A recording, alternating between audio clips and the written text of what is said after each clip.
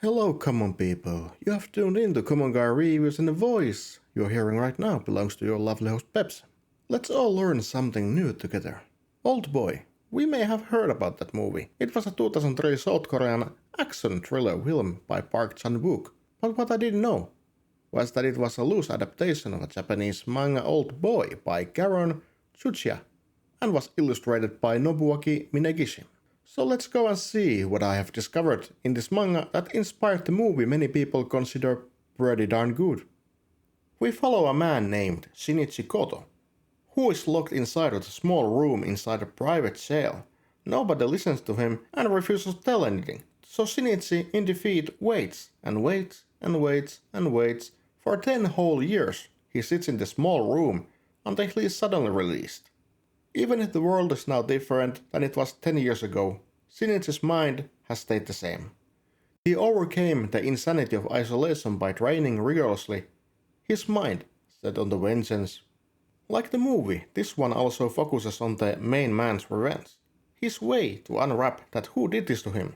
He meets many characters like Eri, a girl he meets suddenly on the streets, or Kasim, who owns a bar Shinichi often sleeps in.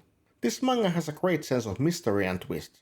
The unusual thing is that the main villain of the story is not hidden at all. Takagi Kakinuma is introduced pretty early, and it is revealed that it was him who ordered Shinichi to be locked away, and not only that, paid 300 million yen to do so. Why?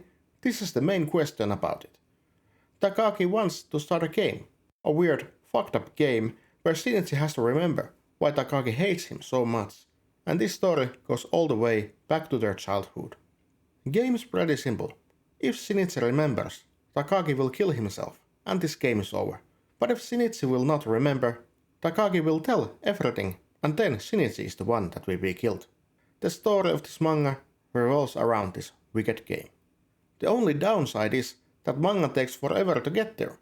Manga has a little over 70 chapters, but this game is established only after 40 chapters. Before that, the story is pretty slow, maybe a bit boring at times for the uncultured swine like me, but when it starts, it just keeps you reading and on the pages for hours. The ways this manga portrays itself are clear shots of the city and characters. It doesn't try to make itself pretty for nothing, so I like the way cityscapes has been drawn. People also have big noses on this manga, for some reason.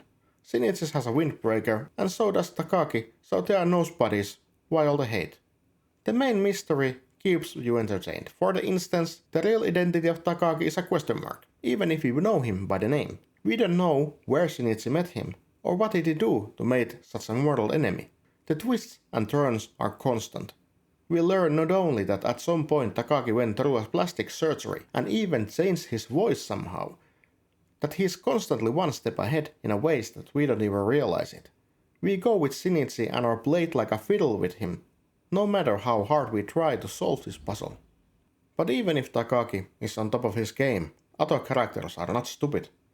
Takagi plays around other people, but those people are just people. Shinichi has a good physique and somehow he gained the moves of a boxing champions watching their fights on the TV for 10 years, mimicking their moves. So in this game he is not intimidated by physical abuse, and underlings of Takagi learn this in a hard way. Other characters, mostly Eri, help him to solve the mystery by tagging along while searching for clues, so he is not alone. This is not a game of cat and mouse. This is two very competent people, 70 chapter long standoff, where the boundaries of their wits and backbone are measured. Even if Takagi is leading the game, I like when he is not in full composure all the time. Every now and then, he shows a sign of hesitation, maybe even slight fear, like his stupid game would come crumbling down any minute. Oh, it makes me giggle and kick my feet, I tell you that. So I highly recommend anyone who is interested in a good mystery story to take a look at this and read it. It's honestly just couple days read. If you take an hour there and there to read, or if you are someone who can devour manga like nothing, you can probably knock this off in one night. But this was my review about OldBoy. You were listening to Common Guy Reviews and a manga introduction episode, which are rare these days, should do more. And all this was narrated by your lovely host Pepsi. Like the video, subscribe, and tune in the next review. So, goodbye.